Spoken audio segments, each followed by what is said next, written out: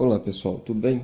Continuando aqui, os nossos estudos sobre ângulos, então, temos agora a seguinte situação, né? O de retas concorrentes aqui, elas se cruzam em um ponto, esse ponto, como nós já vimos, é o nosso vértice. Então, do cruzamento de duas retas, eu gero quatro ângulos aqui, Então, quando não tem aquela indicação que a gente fazia antes, indicar um ponto aqui, outro ponto para falar do ângulo, eu posso simplesmente, falar aqui, colocar uma letra e o chapeuzinho em cima. Então, estou falando aqui do meu ângulo A, do meu ângulo B, ângulo C e ângulo D. Então, quais características eu tenho aqui em ângulos opostos pelo vértice, né? Ou quando tenho retas que se cruzam aqui, né? Então, eu vejo o seguinte, eu tenho, como nós já vimos antes aqui, por exemplo, este ângulo A, ele acaba e termina o ângulo B. Eles são ângulos adjacentes, né? Mesma coisa, o ângulo B e o ângulo C também são adjacentes. O C e o D com A, né?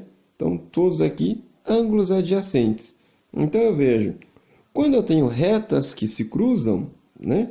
Dois ângulos adjacentes, eles dão meia volta, ou seja, 180 graus.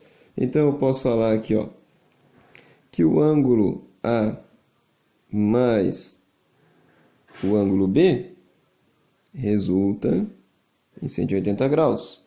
Assim também, como o ângulo A mais o ângulo D também resulta em 180 graus.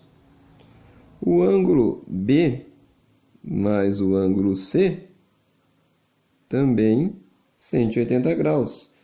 E o ângulo C mais o ângulo D também 180 graus.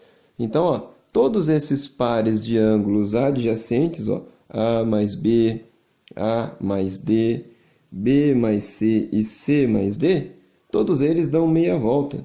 Então, né, a soma de dois ângulos adjacentes aqui, que resultam em meia volta, ou ângulo raso, como a gente fala, resulta em 180 graus, né? E todos juntos, né, eu tenho uma volta completa, e uma volta completa é 180 graus. Então, eu posso falar aqui também que o ângulo A mais o ângulo B mais o ângulo C mais o ângulo D, todos eles dão uma volta completa. Então, eu tenho 360 graus. Outra característica aqui de retas que se cruzam, formando aqui quatro ângulos. Então, o que acontece? Ângulos que não são adjacentes. Por exemplo, o ângulo A e o ângulo C. Eles não são adjacentes.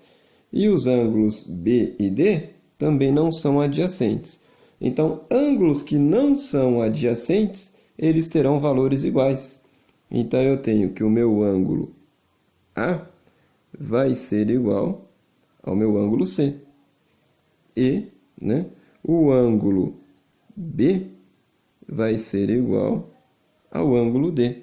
Então, sempre este ângulo vai ser igual a esse. Se esse ângulo aqui, por exemplo, for igual a 30 graus, esse ângulo C também vai ter que ser igual a 30 graus. São ângulos iguais ali, ou ângulos, como dizemos aqui, opostos pelo vértice. Então, o vértice aqui no meio, Então, estão aqui em lados contrários. Então, agora aqui, vamos a uma situação prática, né? De retas que se cruzam, retas concorrentes. Então, tem essas duas retas aqui, se cruzam nesse ponto, que é o meu vértice, né? Então, eu tenho quatro ângulos aqui. E eu quero saber, então, três deles, e um eu já sei. Então, tá aqui, esse ângulo aqui vale 110 graus. Bom, pela ideia de ângulos opostos pelo vértice, né? Então, este ângulo B, ele deve ser igual a 110 graus. Então, eu já digo aqui, que o B é igual a 110 graus. Também, pela ideia de ângulos opostos pelo vértice, este ângulo A, ele deve ser igual ao meu ângulo C. Então, já posso deixar indicado, meu ângulo A tem que ser igual ao ângulo C. Bom, Mas qual vai ser o valor então, né? Tanto do ângulo A quanto do ângulo C? Vimos aqui, ó, se eu pegar esse ângulo de 110 graus mais esse ângulo A, eles são ângulos adjacentes, né?